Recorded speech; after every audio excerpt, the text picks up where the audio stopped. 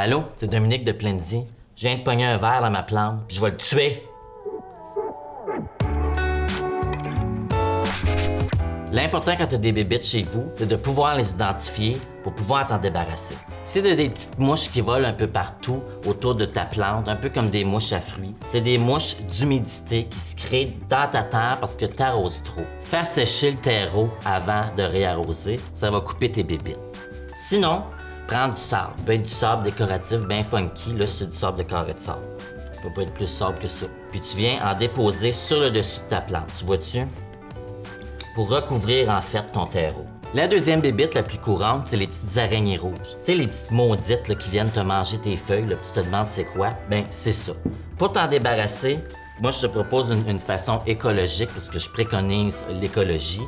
Tu vas prendre un vaporisateur avec de l'eau et tu vas prendre un savon écologique du marché. Tu vas me rajouter à peu près 3-4 squash, pas beaucoup. Shake, shake, shake. Tu viens vaporiser toute ta plante.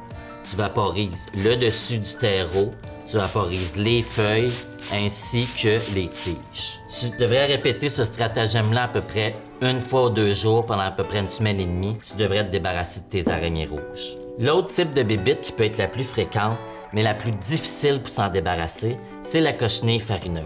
Ça te dit pas grand-chose, mais quand tu l'as vu, laisse-moi te dire, tu vas savoir c'est quoi. Les petites taches blanches que tu as sur ta plante, en dessous des feuilles, sur les tiges, par-dessus les feuilles. Là, ici, je te montre un cactus, puis il n'y en a pas, bien évidemment.